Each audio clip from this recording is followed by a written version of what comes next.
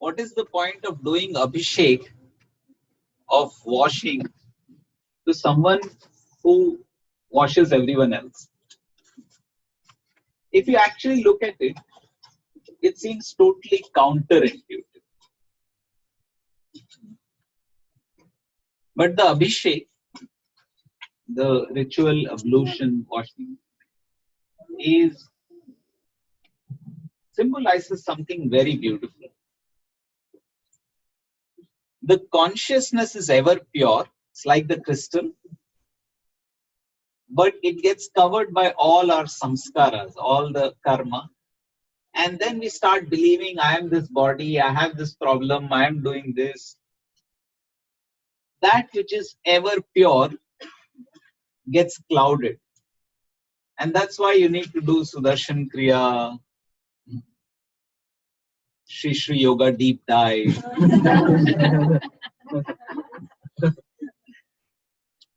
For those who came for the program, you can vouch for it. That's a very cleansing process.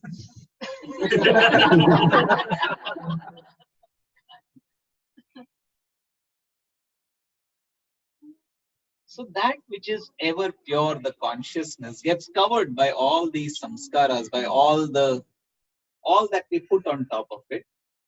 What the Abhishek says, it just gives us an analogy, gives us a reference that, hey, wake up, you're pure. And all you need to do is wash off all the dirt that's stuck outside, and you see you're pure as a crystal. The divinity is there already. The imagined layers on top of it, wake up and see it's not there at all. And that is why Abhishek. And how do you do Abhisheka?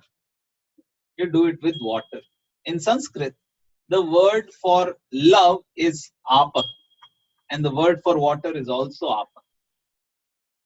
That's why in Hindi you say apna vyakti, one who belongs, or apta vyakti, one who's.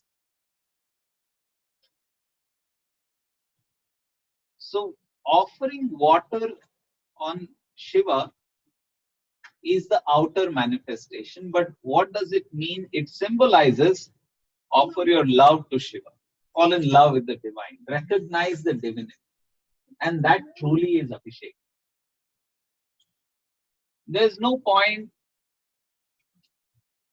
taking a kalash of water, standing in line, jostling everyone, getting angry, upset, and somehow trying to throw your pot of water. But wake up and see. It's a great way of realizing that, oh, let me offer my love to the divine. And that truly is Abhishek. We love so many things. We love objects. September 12th.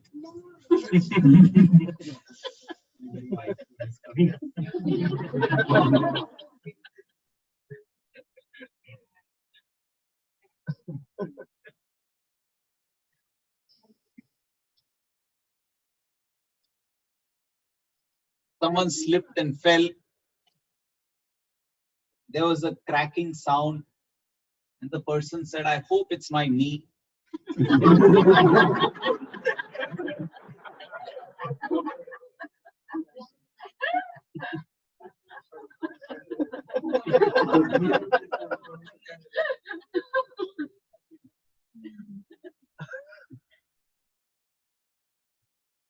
So our love gets attached to objects and people very easily. Let that love get attached, get offered to the divine. That's what the Rudrabhisheka truly means. And how to make it happen, that's why all the chanting, all the process. The process is very beautiful, very symbolic. They say take a Sankalpa. And the way to take a Sankalpa is very interesting. First,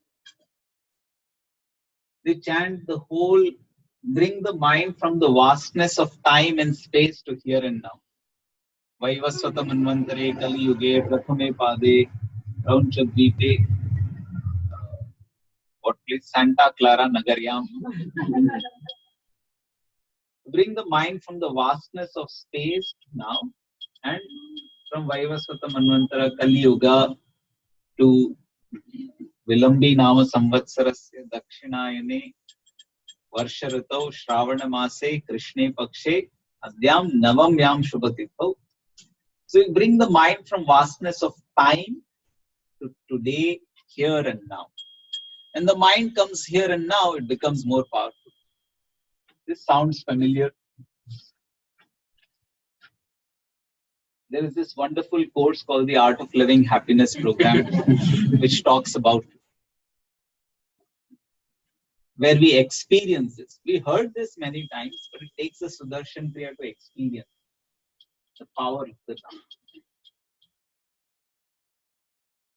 So when you bring the mind to here and now, then you can take a Sankalpa. What is a Sankalpa? Samyak Kalpana. Samyak means proper, Kalpana is intention or an idea.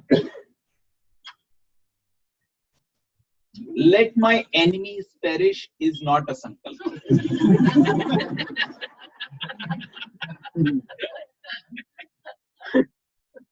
But let their minds change so they don't stay envious anymore. That's a Sankalpa. Has the same effect. But what is your intention? Is it a proper intention? Whenever we have an idea and the universe has the same idea, then you say, hey, that was a good decision. Whenever we make a decision and the universe makes an opposite decision, you say, well, that was a wrong decision. The Ganga is flowing at a tremendous speed. And when you jump into it, it doesn't matter which side you swim to. You're going to end up in the same side. This universe is going at a tremendous pace. There's this universal consciousness that's taking everything along in its way. Time is flowing at such a speed. We have no choice. We just go through the Labor Day weekend and it gets over.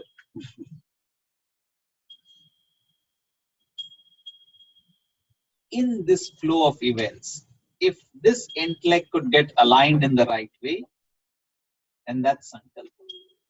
And that's why all the chanting is done. So first we bring the mind to here and now, and then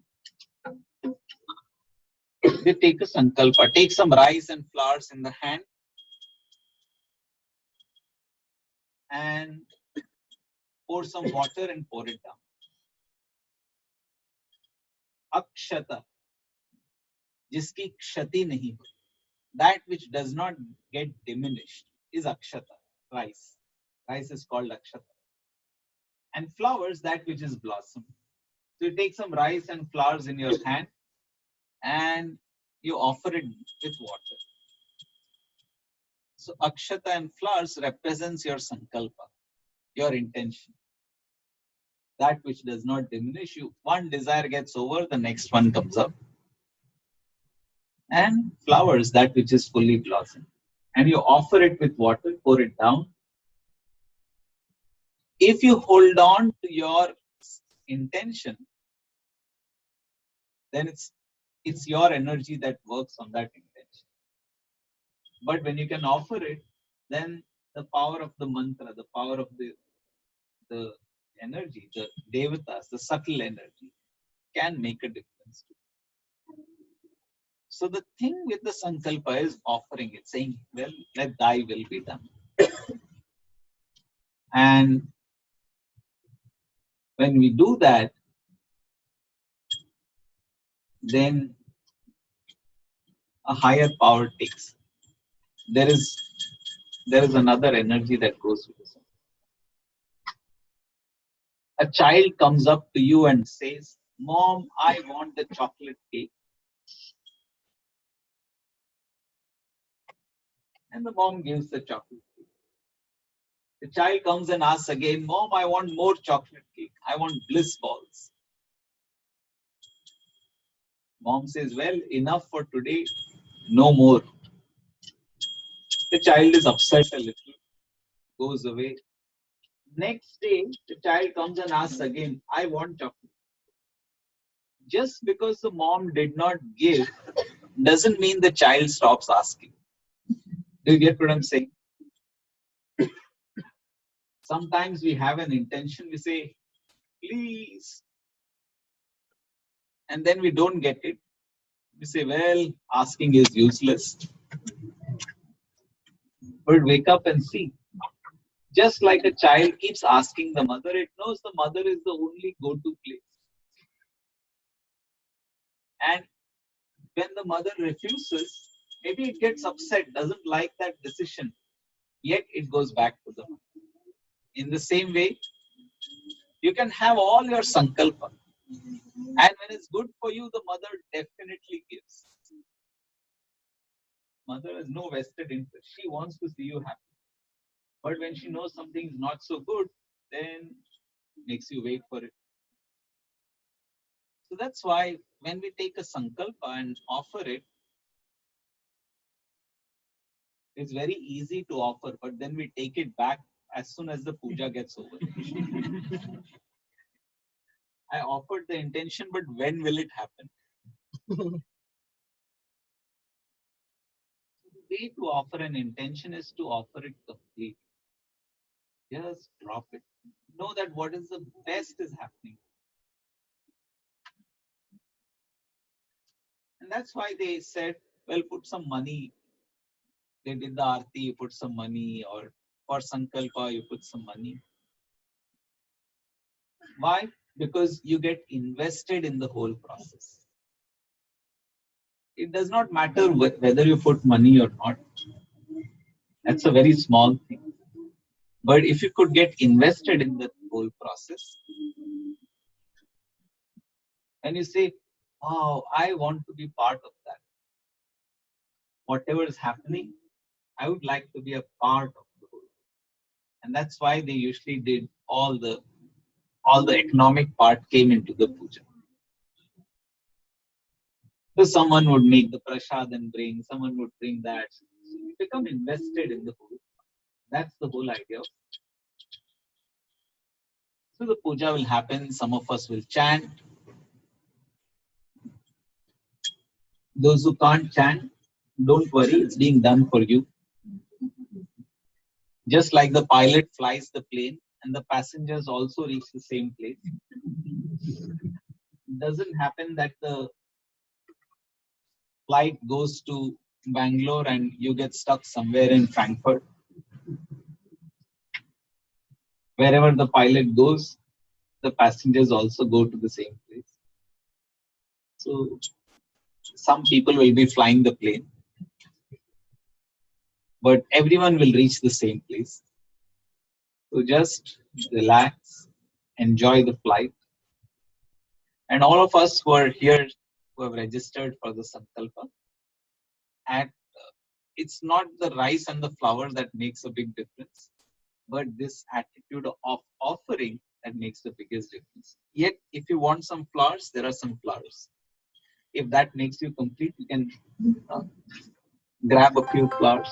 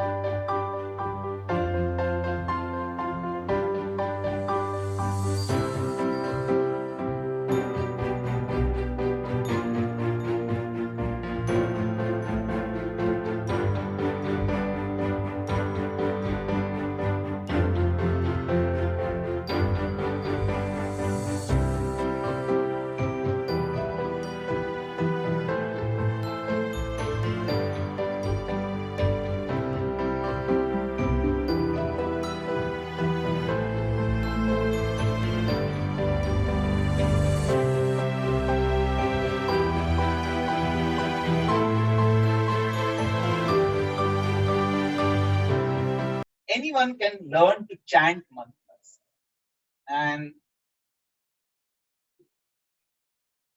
But before every mantra, there is always dhyanam. Unfortunately, people forgot how to do dhyanam. And then they made the dhyana shloka. Then they started imagining a form. But the word dhyana, dhi stands for buddhi and na for no. It says transcend your intellect, go beyond the form.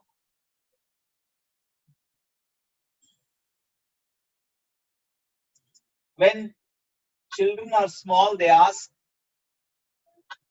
who is on the moon? And you say, there's a rabbit on the moon. Can you see it?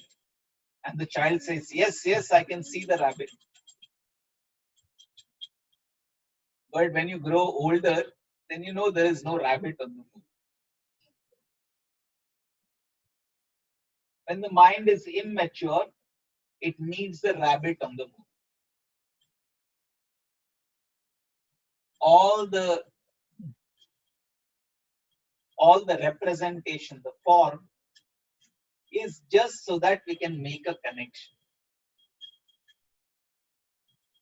Because the formless is very difficult to relate to. But a form is easy to relate to. For devotion, the form is required. But for meditation, you have to go beyond the form. When we get stuck in the form, then no meditation. If you were watching the webcast yesterday, last night, and Gurudev was talking about this.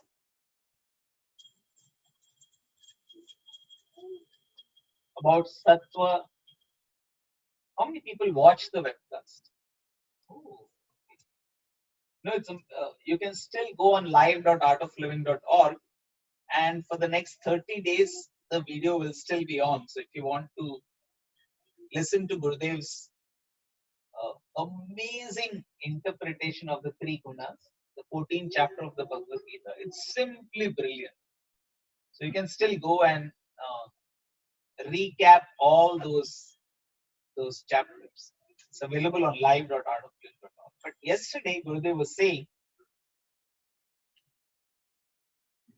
and it's very beautiful in the 14th chapter, it says even sattva you have to drop. So you might ask, if I have to drop the sattva, if I have to transcend the sattva, why to hold on to the sattva in the first place? So Guruji says, no, there is a time to hold on and there is a time to drop. You get onto the bus somewhere and you get off the bus somewhere else. If you say, anyway I have to get off the bus, why should I get onto the bus? You will never reach office. And then you lose your job. Well, you can work from home. I'm sure there are many people here who are working officially at this moment. But you have to get onto the plane to get off the plane. If you say, if I have to get off the plane, why should I get onto the plane? That's a wrong logic. Because the place where you get on is different from the place where you get off. And that's why it's important to know where to get on and where to get off. So form is required for devotion. But for meditation, you have to drop that. If you hold on to the form, then you're not going to meditate. Dhyanam is not going to happen.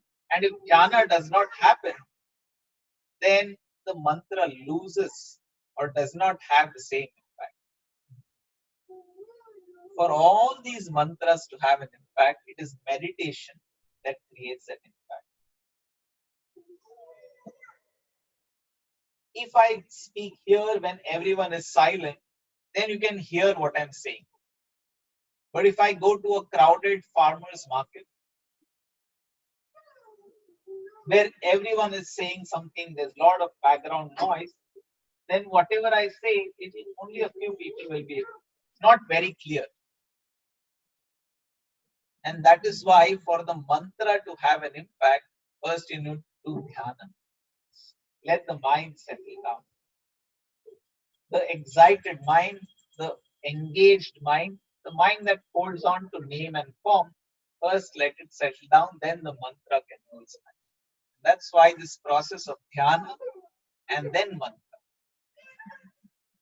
Every Vedic mantra you'll find there is dhyana and only then the mantra starts. Unfortunately, people forgot this. And we are all in a hurry.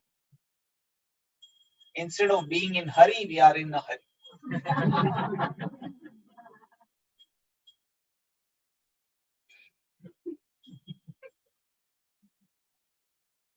And so that's why I said, well, who has the time to just keep the eyes closed? Let's get on with it. While the Panditji is chanting, let me finish some of my things. But here in the art of living, it's so beautiful that we can get this wonderful experience of meditation and mantra coming together. And that's what I feel is so beautiful.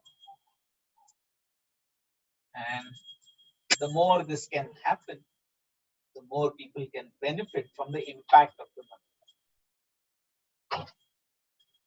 The word Bhagavan, Bha comes from Bhumi, Ag from Agni, Vayu, Akash, Na Neer. So Bhagavan is actually the five elements. That's why Bhagavan is Sarva Vyapi, is present everywhere, because it's all made up of the five. Now again, if you say five elements, you say, well, I've seen the periodic table. These guys, they didn't know it. We are advanced now. But Bhumi, unfortunately, was translated as earth element. It's actually the solid state of matter. Jala is the liquid state of matter. Vayu is the gaseous state of matter. Matter exhibits in three states, predominant.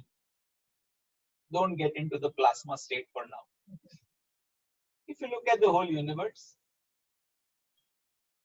and the transition between these three states happens through heat. Increase the heat, solid becomes liquid, liquid becomes gas. Reduce it, gas becomes liquid, liquid becomes solid. Agni Tattva is the fourth one. And all of this happens in space, Akasha. And that's why using these five parameters, you can describe the whole of existence, whole of space. And that's why Bhagavan is Sarvavyapi, because the whole of existence is made of solid, liquid, gas, the heat which makes a transition and happening in space.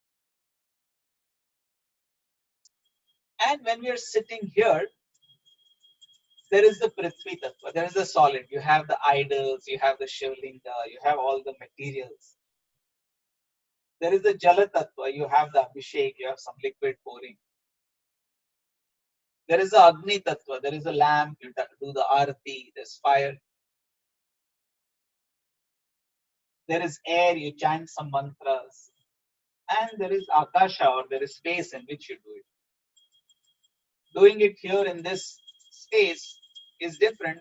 If you do the same thing out on the street, it will be completely different. So at a gross level, these are the five tattvas present in it. And when we make all these five tattvas come together, Bhagavan happens. But there's another way of looking at it. The solid state is our centeredness, is our stability. If you're not stable, if you're jittery, then you don't have the impact of the mantra. So first required is stability. Second is Jala Tattva, or fluidity. The mind gets caught in one position when it's very stable, but when the train goes past, you say, oh, that should not happen. If we had a center which was not next to the tracks, how nice it would have been. Acceptance is fluidity. The water accepts whatever shape it gets in. It doesn't say, well, I'll stand up straight. So the second aspect is the acceptance. You sit watching a movie, the back never pains. But for a puja, you need a back jack.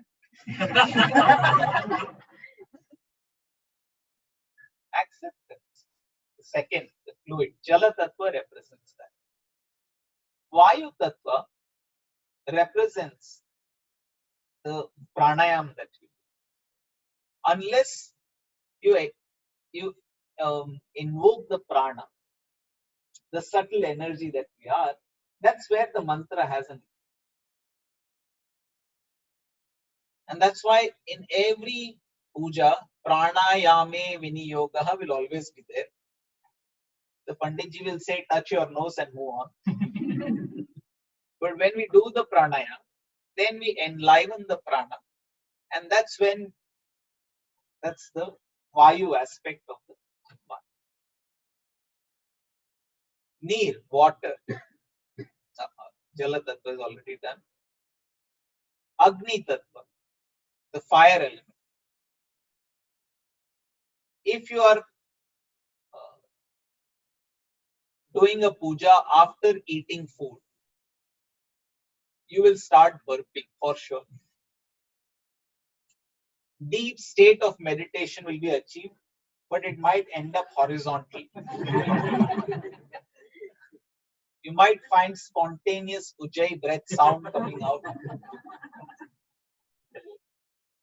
That is why fasting and puja are always together. When you bring up the fire, the tapas, Gurudev says, if you listen to the Yoga Sutra, the 5 fires, the 5 types of tapas. I won't tell you what it is, Jataragni, all those, Madhagni, all those are there. Listen to it and find out. But the tapas allows the being to shine. What is the property of fire? You put some impure gold in it, the impurity vanishes and the gold becomes pure. So fire represents the tapas and that aspect of the puja. And akasha represents your meditation, the space element. Meditation is all about the space element. So when we can get all these 5 elements in the puja, then we can experience Bhagavan or divinity. And that's why some stability is required. If you're too distracted, then the chanting is going on, but your mind is somewhere else. If you're not able to accept, then also the mind gets disturbed. You go through some tapas. You have to sit there for some time, and then doing the pranayam and meditation. When all these 5 aspects come together, then it becomes Bhagavan. Many people sit and do all the tapasya. Agni Tattva is there. They are sitting for some time. Maybe the mind is stable also. You are devoted. Say, well, I'm going to sit through this. Bhumi Tattva is there. You might even do the pranayam, maybe rarely, but it's there. You have created the space for the puja to happen.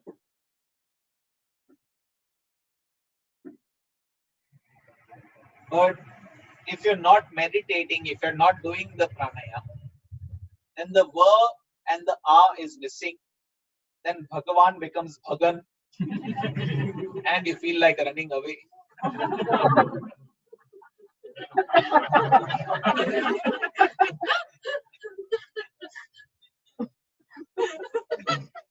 And that's why pranayam and meditation are essential for. There is no point sitting in the kitchen and making the prasad while the chanting is going on. You might as well make everything, sit in the chanting. So a lot of times we have this habit. Oh, I'm part of the puja because I'm doing something. Or when the puja is happening, let me make the garland. Forget all of those things. Sit in the puja, meditate, then Bhagavan can happen. Then all aspects, whether gross or subtle, can get enlivened. Then we can experience the divinity. And that's the whole purpose of puja. So wake up and see. This is what the puja really is. And when you feel a part of the puja,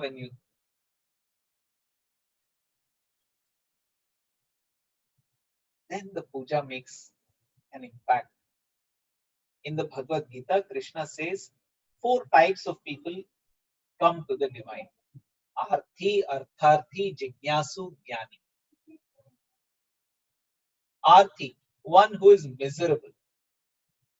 I'm miserable, I want some relief. Oh, I'll come in the puja, okay, I'll take a sankalpa, I'll do something. Let me put some money, maybe something, my problems will get solved. I'll get some clarity. First type of people who take sankalpa are miserable. I'm not talking of you.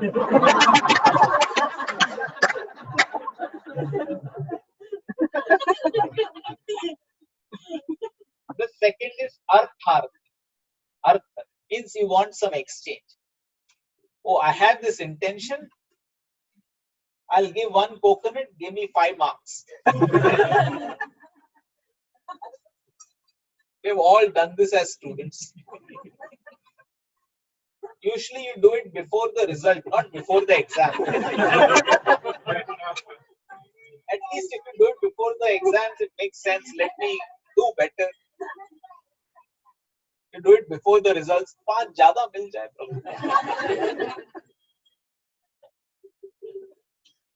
The second is arthati. I want something.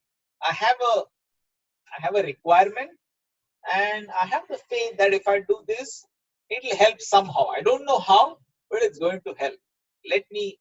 That's the second type of people who take sankalpa. The third is jignasu, one who is curious. Oh, I want to know, this is interesting. Hey, I have the resources, not a big deal. But I'd like to see what happens. Let's find out. I like this Kashi Bhaiya. I have nothing to ask for. I have no wishes, but I'd like to be part of it. I'm curious to know what will happen. That's the third type of people who take sankalpa. And the fourth is Jnani, one who knows the whole thing, one who knows the game, one who knows that it's all the wish of the divine. I don't have anything to ask. I need nothing for myself. And then you take the sankalpa. You say, well, let my intention merge with the intention of the divine. All I wish to do is the work of the divine. And that's why let me be part of it. So that's the fourth type of person who takes a sankalpa. Often we think, oh, only if I have some wish, then I need to sit there and take a sankalpa. But it's the other way around. When you have nothing to ask for, that's when you take a sankalpa. Why? Because you don't ask for yourself, but you ask for the whole world. And every one of us here somewhere fits into one of these 4 categories, mostly the last 3. And that's why whenever puja happens, if you notice in Navratri puja, you probably watch the webcast, that you will see Bhanu Didi and Anna doing the sankalpa. You will see Gurudev sitting there and doing the sankalpa. And this is why they do it. Not that something that they require, but that, oh, I'm part of this wonderful. It's the puja, Pandit who does the puja. But everyone who feels, oh, let me put my prana, let me put my energy in this divine venture, let me also be part of that, then you do something. So either you can ask for yourself, nothing wrong in it. Oh my God, Kashi Bhaiya, I don't want to be in that other category. Oh, did I do a wrong thing? No, forget. All 4 are valid paths to the divine. But often we think that, oh, now I'm beyond all the desires, I don't need to do a sankalpa. But a sankalpa is not just for myself. And if you notice, in all of us, there is this desire, Let the world be a better place. Let's make a difference to the world.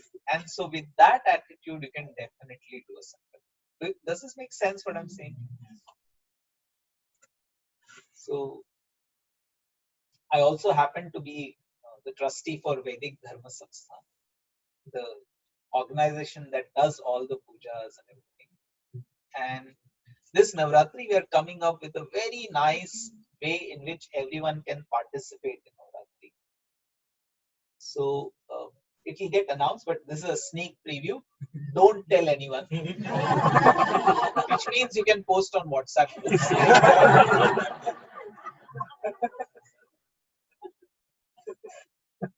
So our Art of Living digital team, which looks after all the Art of Living digital portfolio, we have come up with a platform, live.artofliving.org. Some of you probably watched the launch a couple of days back. And what we realized is for many people, it's not possible to come to Bangalore for the Navratri. And so this time we are going to be doing the Sankalpa process, the whole Navratri. And you can sit in your house, have your small panchapatra, put your water, put some rice, akshar, some flowers and everything. And you can be part of the whole puja, the celebration, sitting where you are. So as part of the people who take the Sankalpa, we'll have a Panditji coming online and telling you, okay, chanting the whole Sankalpa and asking you take your rice and flowers in your hands. And you can do the whole process as if you're sitting in Bangalore. And you can have a plate with Aarti, and when Gurudev does the Aarti, then you can also do, when Bhanudidi does the Aarti to Gurudev, you can also go along. So you can be virtually part of the whole process sitting at your home. So usually people watch the webcast, but it's just being a witness. Here you can be a participant in the whole process. So this is going to get announced mostly by next week. You'll find out soon enough. But it's going to be we thought, why don't we put together an experience that is more experiential than just watching a webcast. Isn't this a good idea?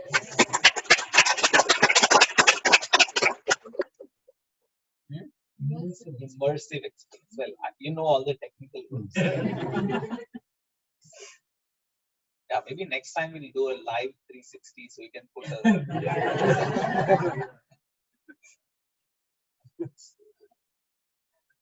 So this time, Gurudev was actually saying we should use technology to make the outreach much better, so more people can have the experience. And it's a world of technology. So if you have any such ideas, anything that we can do, please let me know. We'll see how we can make it happen. But this time, live.artofliving.org will have this feature, so it's be very interesting. I'm in the US till Navratri, and I'll be doing the Navratri pujas in LA Center. So if you want to, you can always come down. It will be on the weekend, so you can still watch the live webcast, and we'll be doing it on the Saturday, Sunday. I think it's Panchami, Shashti, or something like that. But we'll be doing the Ganpati Homa and Chandi Homa. So if you feel like and you'd like to, you can come over and be part of the fire and water and all that. Or we'll also be doing a webcast of that. So you can join from wherever you are. While I'm here in the US, I have a string of activities planned out. The next one that's coming up is the Yogathon. That's September 15th, next to next week. And we're doing this as a Care for Children project. So we'll have people joining together, and just like you run for marathon, you do yoga for Yogathon, do Surya Namaskars. So lots and lots of interesting things.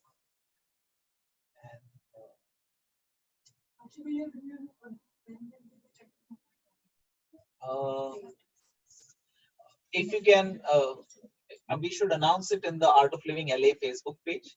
So if you just go there, you should be able to find out. It's mostly that 13, 14. I don't know which one. 13, 14. October 13 and 14. October 13th and 14th. That's when we'll be doing the homams. There's lots of prasad for everyone. Any other announcement? Huh? Oh, oh, this is a very. How many of us like to gift something for festivals? Diwali, Navratri, and Shri Shri Tattva products. You can make a nice gift hamper, and this is a great way to get people to know Shri Shri. So I'm sure you already have some at home, but if you wish to, there are some stuff here, and we have got a whole stock of Shakti drops. So if you are low on Shakti drops, then that's something very useful to have. Just like one drop of poison can have such a big impact on the body. In the same way, one drop of nectar can also have such a big impact on the system. And Shakti drops, just one drop or two drops in a glass of water every day, I have found that it really keeps my immune system really uplifted. So if you don't do this, then maybe it's a good idea you can start doing this. And it's just a couple of drops. So one bottle lasts a long, long time. So go ahead and have any other questions? Anyone wants to ask something? So lots and lots of blessings to each and every one of us. I know tomorrow is a working day and we have to rush, but do have the prasad. There's fruits, there's flowers also for everyone, and oh, these fruits can also go there. Whoever wants, first come, first eaten.